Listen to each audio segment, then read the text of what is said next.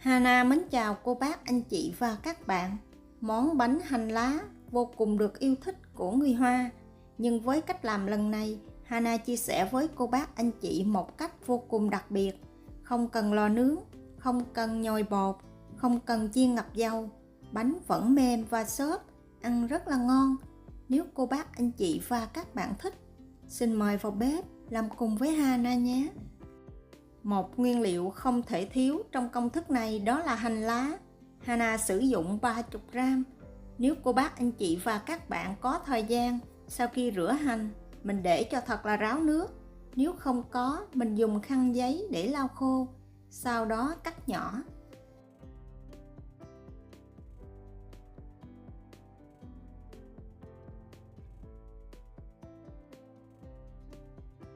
Tiếp theo, mình sẽ rây vào tô 300 gram bột mì đa dụng, 1/2 muỗng cà phê muối. Để cho bánh được thơm ngon hơn thì nên sử dụng thêm 1/4 muỗng cà phê bột ngũ vị hương.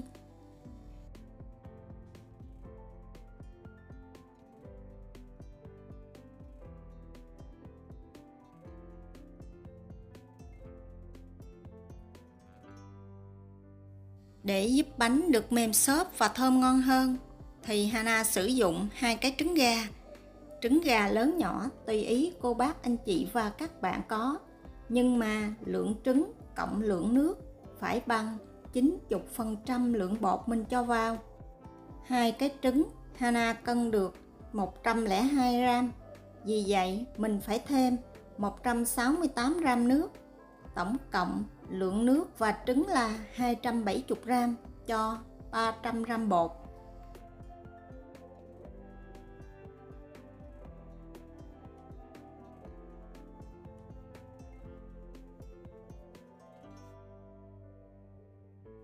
Bây giờ mình sẽ cho trứng ra một cái tô lớn hơn và dùng phới lông đánh tan trứng khoảng 1 phút.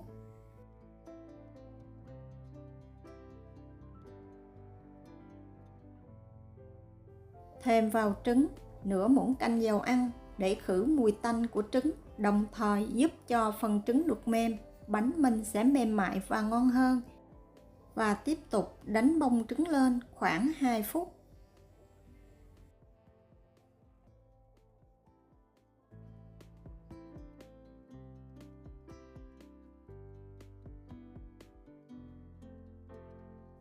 Tiếp tục thêm vào 1 muỗng cà phê men nở và nửa muỗng canh đường cát, trộn đều lên.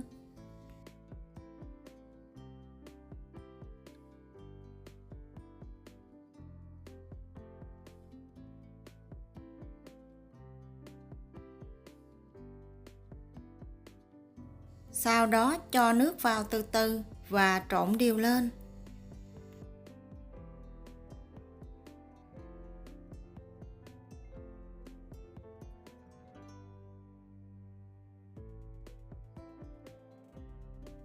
Mình không cần phải trộn bột, chỉ cần cho hỗn hợp trứng vào bột trộn đều là được.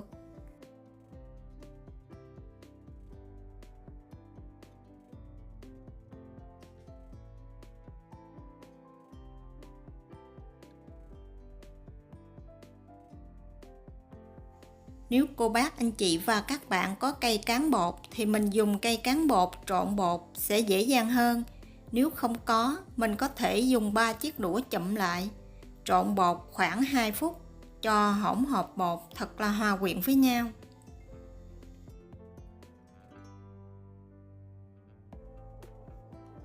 Cuối cùng thêm vào nửa muỗng canh dầu ăn và hành lá cắt nhỏ lúc nãy trộn đều. Vậy là mình đã chuẩn bị xong phần bột.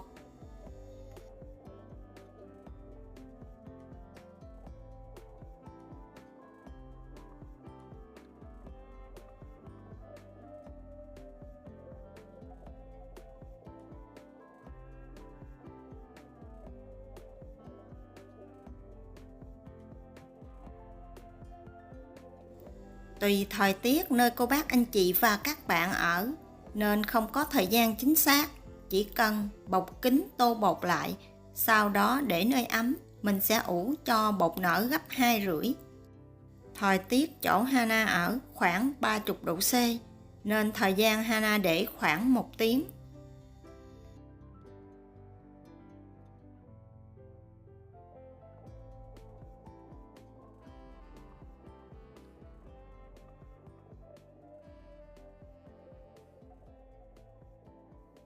Bột sau khi ủ nở, mình không cần phải nhồi lại, chỉ cần dùng tay kéo bột từ ngoài vào. Phần bột phía dưới có rất là nhiều rễ tre. Vì bột rất là dính nên cô bác anh chị và các bạn nhớ dùng dầu ăn chống dính kỹ, nếu không bột sẽ dính vào tay.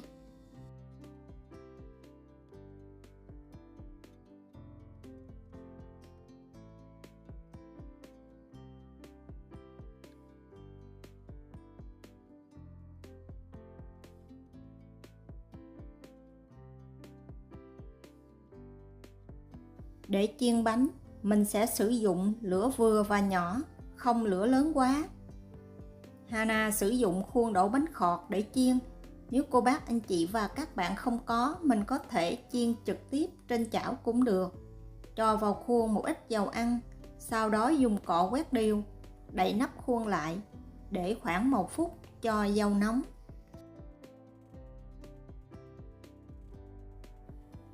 Sau 1 phút, mình sẽ dỡ nắp ra và cho bột vào khuôn. Để bắt bột thì cô bác anh chị và các bạn cũng nhớ thoa dầu ăn chống dính. Tùy theo kích thước của khuôn mà cô bác anh chị và các bạn lấy bột. Mình đừng lấy bột nhiều quá hoặc nhỏ quá, bánh không được đẹp. Chỉ cần lọt lòng khuôn là được.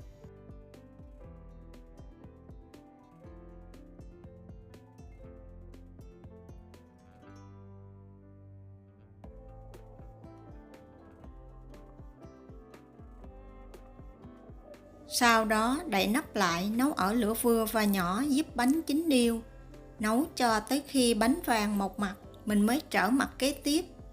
Cô bác anh chị và các bạn đừng dùng lửa to quá, vì nếu mình dùng lửa lớn, phần bột bên ngoài chín nhưng bên trong vẫn còn sống.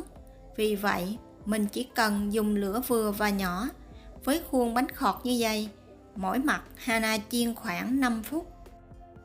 Tiếp tục chiên cho tới khi bánh vàng đều hai mặt thì lấy ra. Sau đó thêm một ít dầu vào, cho bột còn lại vào, chiên cho tới khi hết. Vậy là cô bác anh chị và các bạn vừa cùng với Hana làm một món bánh hành của người Hoa. Với cách làm vô cùng đơn giản, không cần nhồi bột, không cần chiên ngập dầu, cũng không cần lò nướng. Thành phẩm bánh ăn rất là thơm, không bị tanh mùi trứng. Bánh vô cùng mềm xốp. Bánh này ăn ngon nhất là khi còn nóng ấm. Nếu cô bác anh chị và các bạn thích những gì Hana chia sẻ, nhớ đăng ký ủng hộ kênh của Hana nhé. Hana cảm ơn. Hana kính chúc cô bác anh chị và các bạn cuối tuần vui vẻ bên người thân và gia đình của mình. Hana xin chào tạm biệt và hẹn gặp lại vào thứ Tư tuần sau.